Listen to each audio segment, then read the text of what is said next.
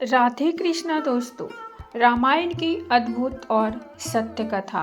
गुरु तो एक बहाना है। गुरु के बहाने तुम झुकना सीख जाते हो। उत्तर प्रांत की कमलावती नगरी में गोपाल नाम का एक ग्वाला रहता था। वह पढ़ा लिखा नहीं था और उसने कथा वार्ता भी नहीं सुनी थी। दिन भर गायों को जंगल में चराया करता था। दोपहर को स्त्री छाक पहुंचा दिया करती थी। गोपाल सीधा सरल और निश्चिंत था। उसे राम राम जपने की आदत पड़ गई थी, सो उसका जप वह सुबह शाम थोड़ा बहुत कर लेता था। इस प्रकार उसकी उम्र 50 वर्ष की हो गई। बराबर वाले उसे चिढ़ाया करते थे, राम राम रटने से बैकुंठ के विमान का पाया हाथ नहीं आएगा। एक दिन गोपाल को उसके साथी चिढ़ा रहे थे। उसी रास्ते एक संत जा रहे थे। उन्होंने चिढ़ाने वालों से कहा, भाई तुम लोग बड़ी गलती कर रहे हो। भगवान के नाम की महिमा तुम नहीं जानते। यह बूढ़ा चरवाहा यदि इसी प्रकार श्रद्धा से भगवान का नाम लेता रहेगा तो इसे संसार सागर से पार कर देने वाले गुरु अवश्य मिल जाएंगे।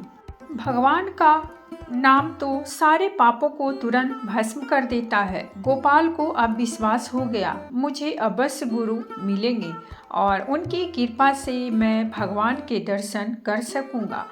वह अब बराबर गुरुदेव की प्रतीक्षा करने लगा। वह सोचता, गुरु जी को मैं झट संत के बताए लक्षणों से पहचान जाऊंगा, उन्हें ताज़ा दूध पिलाऊंगा, वे मुझ पर राजी हो जाएंगे। मेरे गुरुजी बड़े भारी ज्ञानी होंगे, भला उनका ज्ञान मेरी समझ में तो कैसे आ सकता है। मैं तो उनसे एक बात पूछूंगा, मुझसे बहुत सी झंझट नहीं होगी। गोपाल की उत्कंठा तीव्र थी। वह बार बार रास्ते पर जाकर देखता, पेड़ पर चढ़कर देखता, लोगों से पूछता, कोई संत तो इधर नहीं आए। कभी कभी व्याकुल होकर गुरुजी के न आने से रोने लगता, अपने अनदेखे अनजाने गुरु को जैसे वह खूब जान चुका है। एक दिन इसी प्रकार की प्रतीक्षा में गोपाल ने दूर से एक संत को आते देखा। उसका हृदय आनंद से पूर्ण हो गया। उसने समझ लिया कि उसके गुरुदेव आ गए। उन्हें ताज़ा दूध पिलाने के लिए झटपट वह गाय दूहने बैठ गया।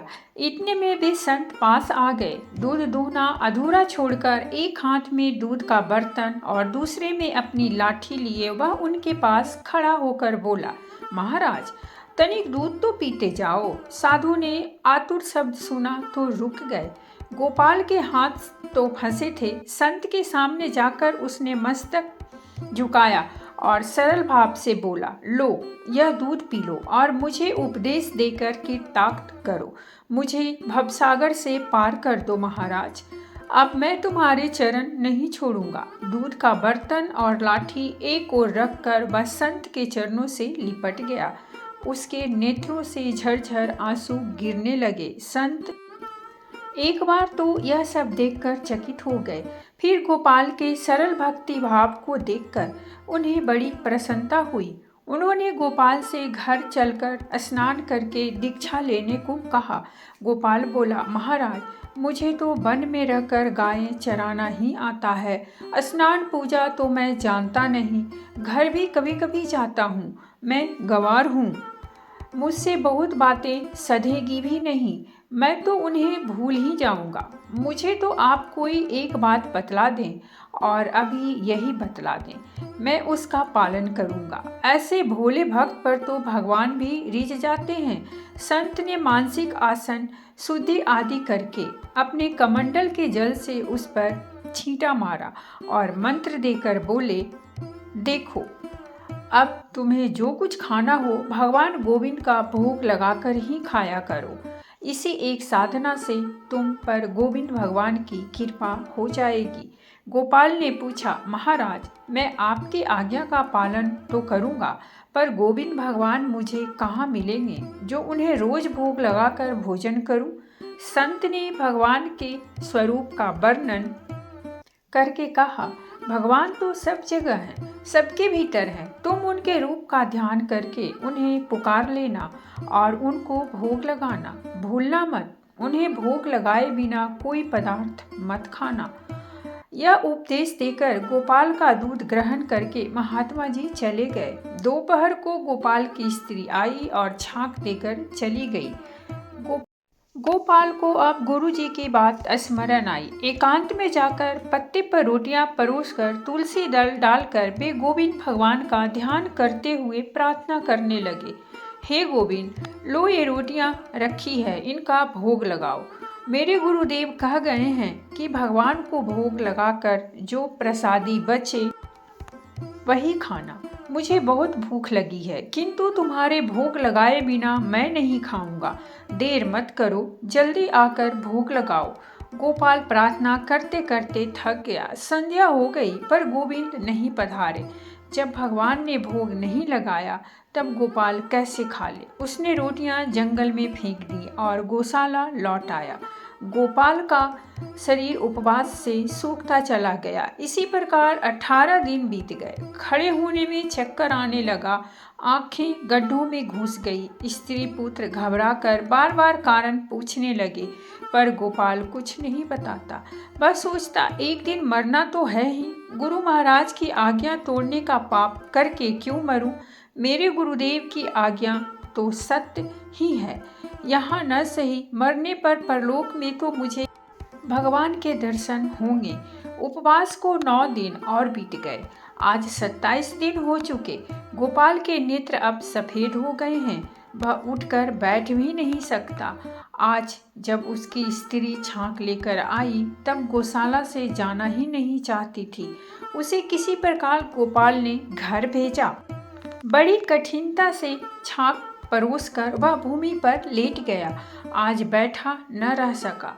उसे आज अंतिम प्रार्थना करनी है। वह जानता है कि कल फिर प्रार्थना करने को देह में प्राण नहीं रहेंगे। आज वह गोविंद भगवान को रोटी खाने के लिए हृदय के अंतिम बल से पुकार रहा है। यह क्या हुआ? तभी तेज प्रकाश गौशाला में आ गया। गोपाल ने देखा कि उसके सामने गुरुजी के बताए वही गोविंद भगवान खड़े हैं। एक शब्द तक उसके मुख से नहीं निकला। भगवान के चरणों पर उसने सिर रख दिया। उसके नेत्रों की धारा ने उन लाल लाल चरणों को धो दिया। भगवान ने भक्त को गोद में उठा लिया और बोले, गोपाल, तू रो मत। देख, मैं तेरी रोटियां खाता हूँ। मुझे ऐसा ही अन्न प्रिय है। अब तू यहाँ से घर जा। अब तुझे कोई चिंता नहीं। अपने बंधु बांधवों के साथ सुखपूर्वक जीवन बिता। अंत में तू मेरे गोलोक धाम आएगा। भगवान ने उसकी रोटियां खाई और उसके लिए प्रसाद छोड़कर अंतर ध्यान हो गए।